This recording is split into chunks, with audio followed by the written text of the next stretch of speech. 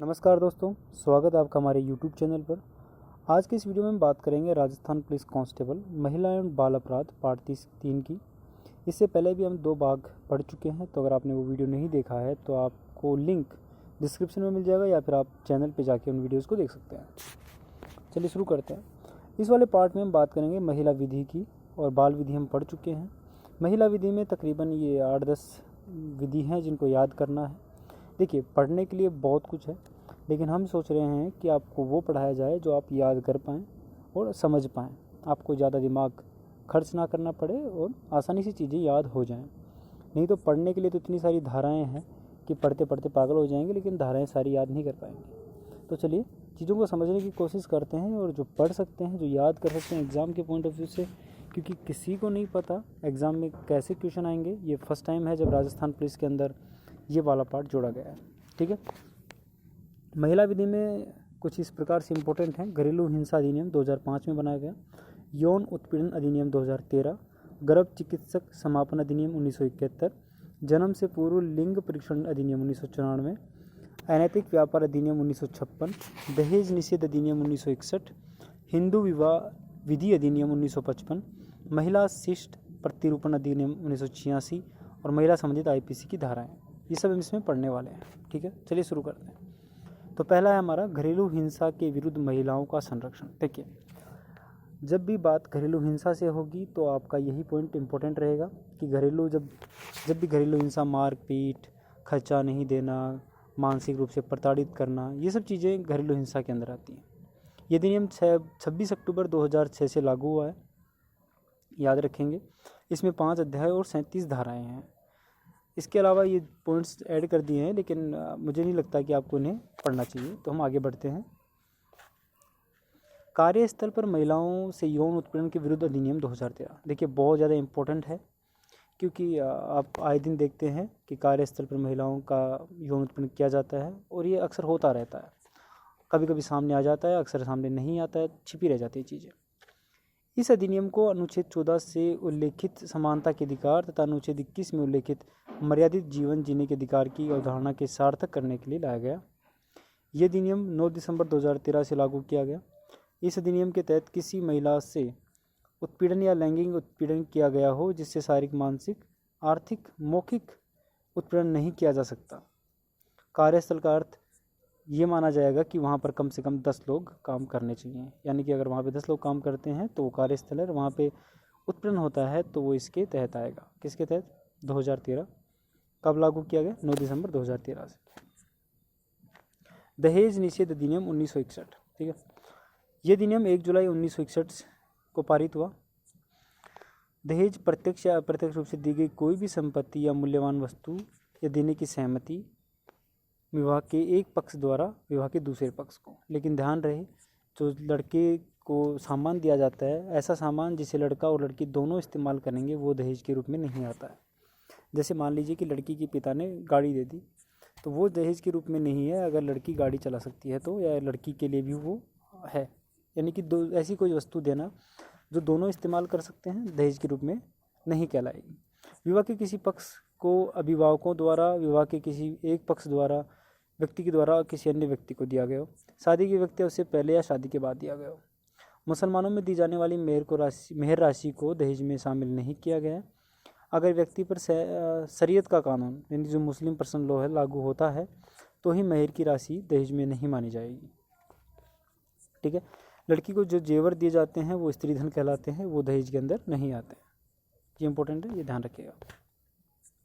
अगला आता है हमारा महिला अशिष्ट रूप प्रतिषेध अधिनियम 1986।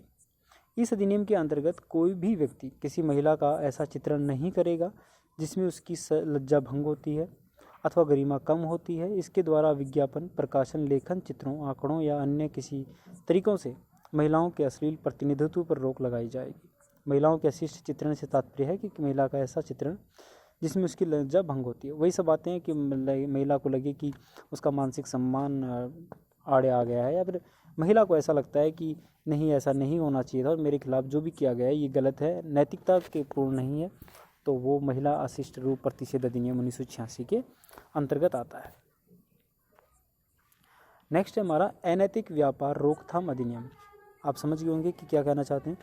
जो भी व्यापार होता है यौन उत्पीड़न के जरिए, मतलब वेश्यावृत्ति जिसे कहते हैं, लड़के को या लड़की को किडनैप किया जाता है और उन्हें वेश्यावृत्ति जैसे कामों में लगाया जाता है, इसे अनैतिक व्यापार रोकथाम अधिनियम कहते हैं। 1956 में लागू किया गया।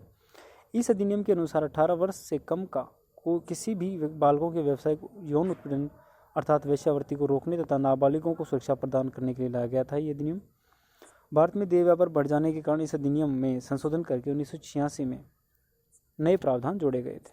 कौन कौन से प्रावधान थे? ये वाले हैं।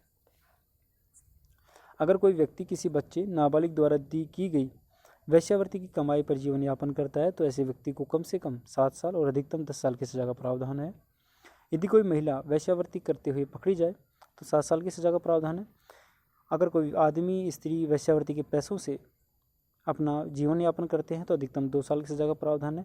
और 18 साल से कम उम्र की लड़की को गैरकानूनी संभोग के लिए बहलाना फुसलाना धारा 366A, बहुत इंपॉर्टेंट है, याद रखिएगा। धारा 366A किसके अंतर्गत आती है? जो अनैतिक व्यापार रोकथाम अधिनियम के अंतर्गत आती है। जैसे कि आप सुनते हैं लड़की अपनी मर्जी से जाती है लेकिन कुछ समय बाद ये बोला जाता है कि नहीं, मुझे बहला फुसला कर ले जाया गया था। तो वही चीज़ है, ठीक है।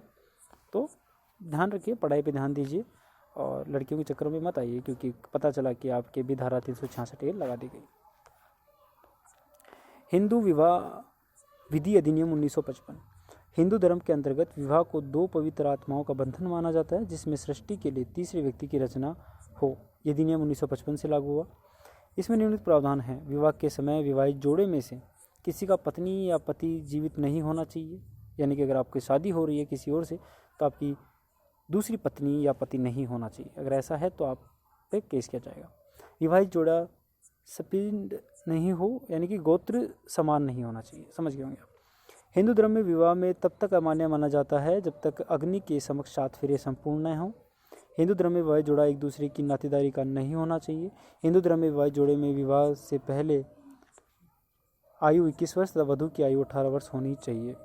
इसे बाल विवाह अधिनियम 2006 से जोड़ा गया है, ठीक है।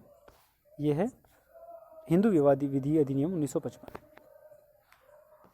अगला आता है, बहुत इंपॉर्टेंट है, गर्भ का चिकित्सकीय समापन अधिनियम 1971।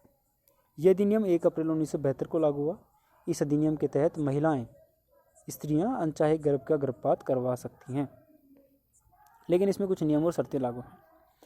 इस अधिनियम के तहत वह महिला गर्भपात करवा सकती है जिसका गर्भ बलात्कार की वजह से या यौन उत्पीड़न की वजह से हुआ है, तथा वह महिला भी गर्भपात करवा सकती है जिसके गर्भ में बच्चे की मृत्यु हो जाए या वह गर्भ महिला के लिए जानलेवा हो। गर्भपात की अवधि 20 सप्ताह से कम होनी चाहिए और विशेष परिस्थिति में हाई कोर्ट के आदेश पर आप गर्भपात करवा सकते हैं। जन्म पूर्ण लिंग परीक्षण अधिनियम 1994 लागू हुआ था 1 जनवरी 1996 को। उद्देश्य था भ्रूण हत्याओं को रोकने तथा घटते लिंगानुपात को रोकने के लिए यह अधिनियम लाया गया। इस अधिनियम के अंतर्गत जन्म से पूर्व बच्चे का लिंग परीक्षण नहीं किया जा सकता, लेकिन कुछ विशेष परिस्थितियां ऐसी हैं जिनमें लिंग परीक्षण किया जा सकता है, जैसे गुणसूत्र संबंधी विकृति हो, आनुवांशिक रोग हो, कोई लैंगिक आनुवांशिक रोग हो, जन्मजात विकृतियां हो, रक्त संबंधी बीमारी या अन्य कोई असमानता है तो बच्चे का लिंग परीक्षण कर सकते हैं। आवश्यक शर्तें क्या हैं?